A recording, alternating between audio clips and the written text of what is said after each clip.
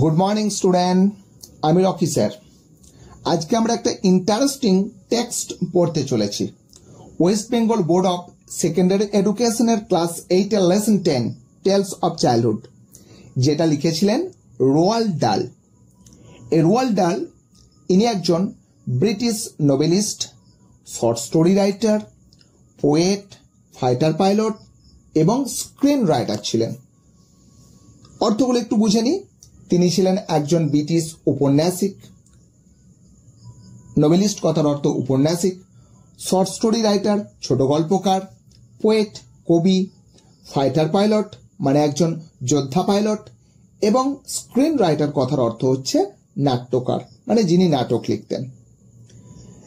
এই রোয়াল্ড ডালের short story tales of childhood আমরা এখন পড়তে চলেছি। তো তাহলে আমরা সরাসরি টেক্সটের মধ্যে চলে যাই।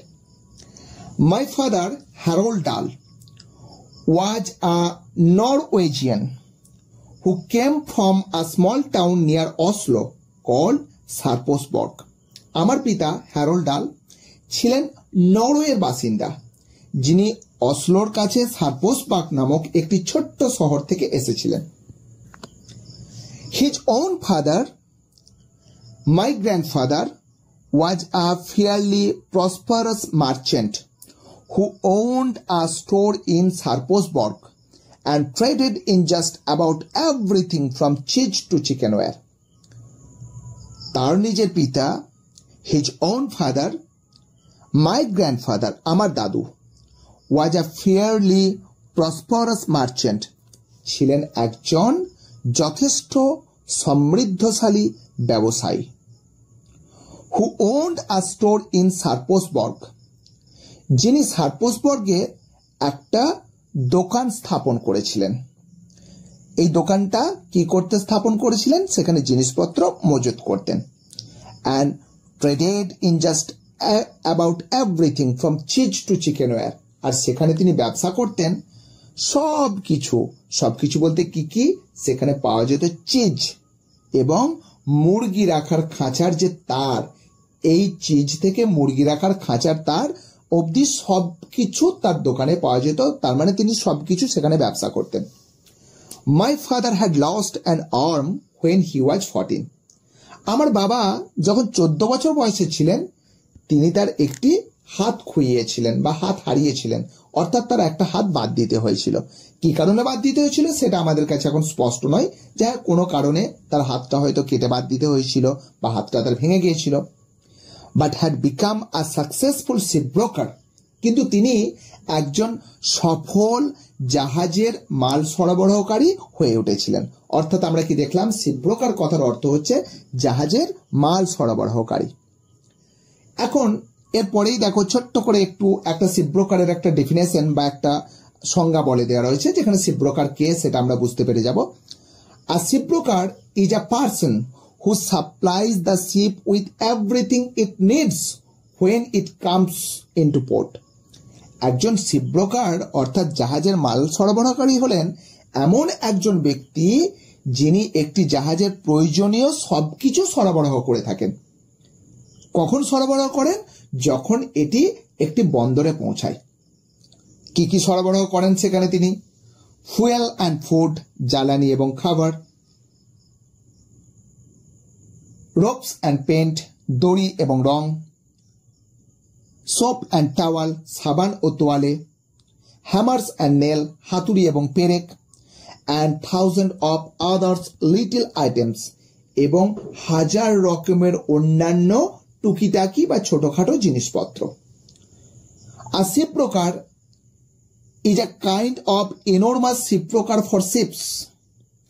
একজন জাহাজে মাল সরবরাহকারী হলেন জাহাজগুলির জন্য এক বিশাল দোকানদারের মতো। And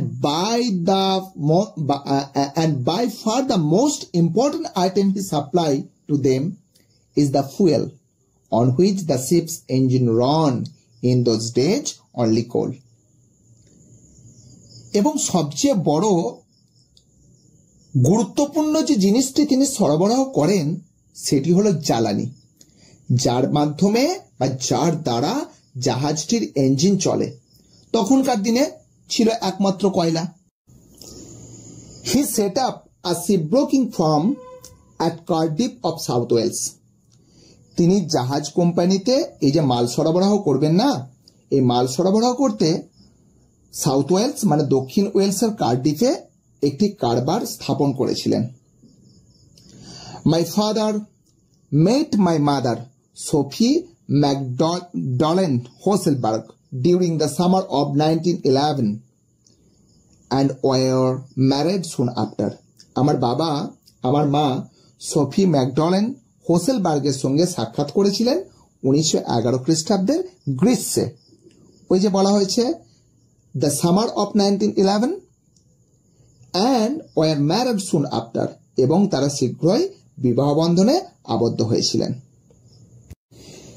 In 1918, when I was 2, we all moved into an imposing country mansion beside the village of Reading, about 8 miles north of Cardiff. 1918 খ্রিস্টাব্দে in 1918, when I was 2, যখন আমার বয়স ছিল 2, we all moved into an imposing country mansion. আমরা সবাই মিলে চলে এসেছিলাম একটি বৃহৎ গ্রামীণ বাসভবনে। কোথায় ছিল? Beside the village of Radyr. এটা র্যাডির ভিলেজের পাশে। এই র্যাডির ভিলেজটা কোথায়? About 8 miles north of Cardiff. এটা কার্ডিফের প্রায় 8 মাইল উত্তরে। I remember it as a mighty house with terrace on its roof and with majestic lawns and terraces all around it. আমার মনে পড়ে এটি একটি সুবিশাল বাসভবন যার উপরে মিনার। এই মিনারকে আমরা কি জানলাম? টারেটস। মিনার বলতে টারেটস। ওই যে বলছেন না যে I remember it was a mighty house with turrets on its roof. এটা ছিল একটা সুবিশাল বাসভবন যার ছাদের উপরে ছিল মিনার। And the majestic lawns and terraces all around it. এখানে ছিল চারপাশে চমৎকার সব ঘাসে আবৃত মসৃণ জমি, ঠিক আছে। আর টেরেসেস মানে হচ্ছে তোমার ওই বারান্দার মতো টেরেসেস এর চারদিকে ছিল। There were many acres of farmland. এখানে ছিল বহু একর চাষের জমি। And a number of cottage farm and woodland. Sorry, এখানে ছিল অনেক প্রকারের ফার্ম কৃষি জমি এবং বনভূমি। And a number of cottage for the staff. এখানে যারা স্টাফ যারা কর্মচারী ছিল তাদের জন্য অনেক ছোট ছোট বাড়ি ছিল। Very soon the meadows were full of milking cows and the styes were full of pigs and the chicken run was full of chickens. মানে এই যে তোমার ভেরি সুন খুব তাড়াতাড়ি খুব শীঘ্রই, the meadows were full of milking cows, এই তৃণভূমিগুলো এই চারণভূমিগুলো ভরে গেল দুগ্ধবতী গরুতে। অ্যান্ড দ্য স্টাইজ, স্টাইজ কথার অর্থ হচ্ছে শূকর খামার। আর এই শূকর খামারগুলো ভর্তি হয়ে গেল, মানে খোঁয়ার, শূকরের খোঁয়ার, তাকে স্টাইজ বলা হয়। এই শূকরের খোঁয়ারগুলো ভরে গেল শূকরে। অ্যান্ড দ্য চিকেন্স রান, আর মুরগি চড়ার জায়গাগুলো ওয়াজ ফুল অফ চিকেন্স, একেবারে ভর্তি হয়ে গেল মুরগির বাচ্চা বা মুরগির ছানাতে। দেয়ার ওয়াজ সেভারাল হর্সেস, এখানে ছিল অনেক তোমার ঘোড়া, ঠিক আছে। কি করতো সেই ঘোড়াগুলো? ফর পুলিং দ্য প্লাউস, তারা নাঙল টানতো। অ্যান্ড দ্য হে ওয়াগনস, আর তোমার খড় বোঝাই ঠেলাগুলোকে বয়ে নিয়ে যেত। অ্যান্ড দেয়ার ওয়াজ আ প্লাউম্যান, সেখানে ছিল একটা নাঙল টানার লোক। প্লাউম্যান কথার অর্থ হচ্ছে নাঙল টানার লোক, অ্যান্ড আ কাউম্যান, আর একজন কাউম্যান কথার অর্থ হচ্ছে গরু টরু দেখভাল করার যিনি মানুষ, বা গোয়ালা আমরা বলতে পারি, গোয়ালা যারা দুধ সংগ্রহ করে গরুদের থেকে। অ্যান্ড আ কাপল অফ গার্ডেনার্স, কয়েকজন মালিক ছিল, কয়েক জোড়া বা কয়েকজন মালি ছিল। And all manners of servant in the house itself, আর এই বাড়ির মধ্যে ছিল সমস্ত ধরনের ভৃত্য বা চাকর।